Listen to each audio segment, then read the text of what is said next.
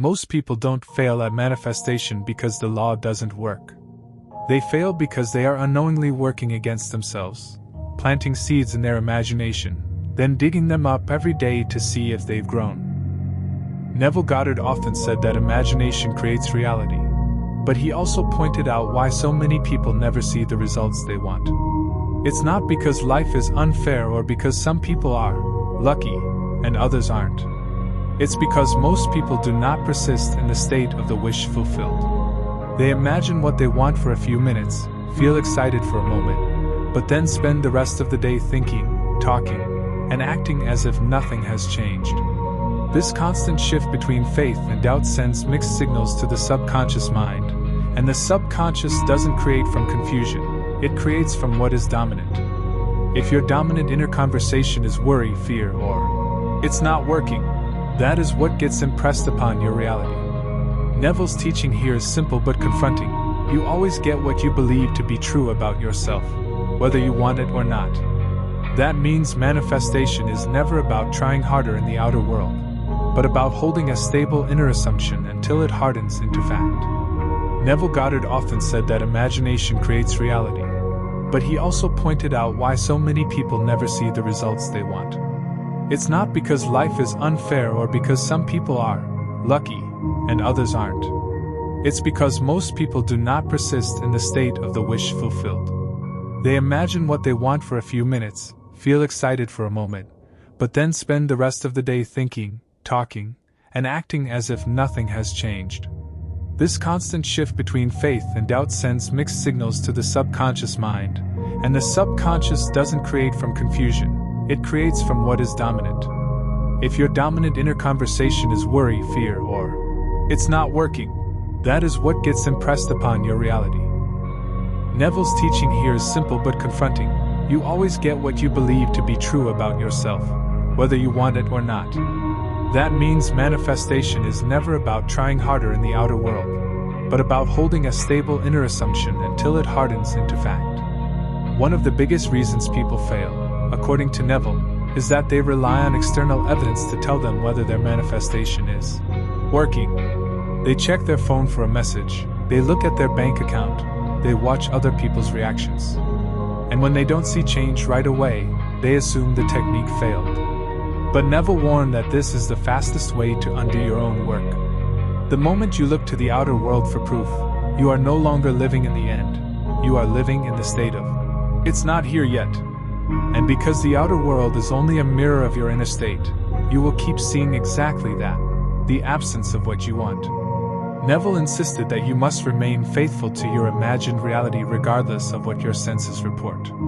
It is this loyalty to your unseen reality that eventually forces the outer world to conform. Another reason people fail is because they treat imagination as a tool they use once in a while, instead of a constant way of being.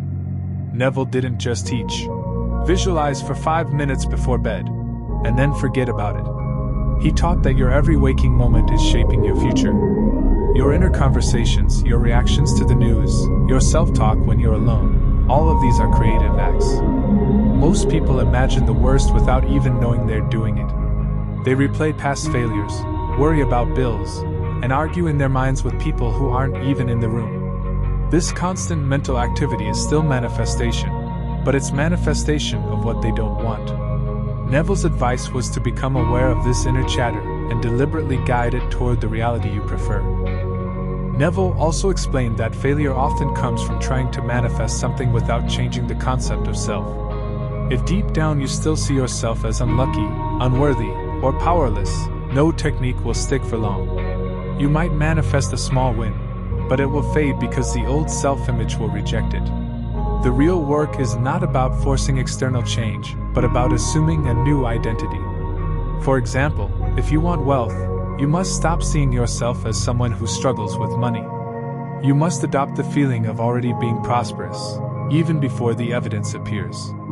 If you want love, you must stop seeing yourself as someone who is unlovable or unlucky in relationships. The new concept of self becomes the foundation on which all manifestations rest. Without it, people slip back into their old reality as soon as they face the first challenge. Patience is another area where many fail. Neville said that the time between assuming the wish fulfilled and its physical manifestation is called the bridge of incidents. This bridge can include events, meetings, and even challenges that lead you to the fulfillment of your desire. But most people get impatient during this period. They think delays mean failure, so they change their desire, abandon their assumption, or start all over again. This constant switching resets the process.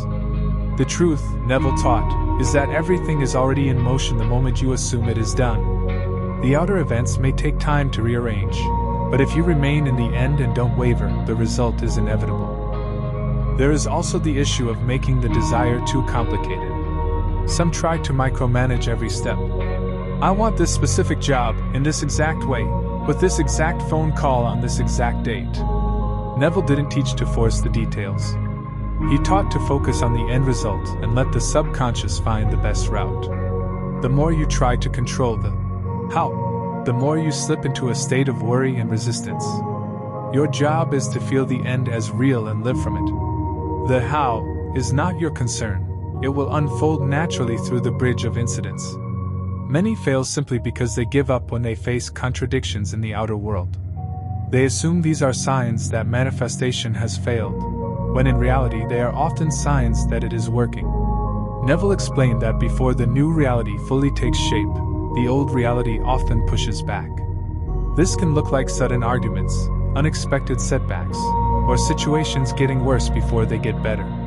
He compared it to a seed pushing through the soil. The ground must break before the plant emerges. If you interpret these moments as failure and return to your old state, you kill the seed before it has a chance to grow. Lastly, Neville believed that people fail because they underestimate the power of feeling. They treat visualization as if it's about making a clear mental picture, when in truth, it's about entering the emotional state of already having what you want. You can imagine something vividly, but if you still feel lack, you're not in the wish fulfilled. The subconscious responds to feeling, not words or images alone. This is why Neville's living in the end technique works. It immerses you in the sensation that it is already done. The stronger and more natural that feeling becomes, the faster the outer world will mirror it back to you.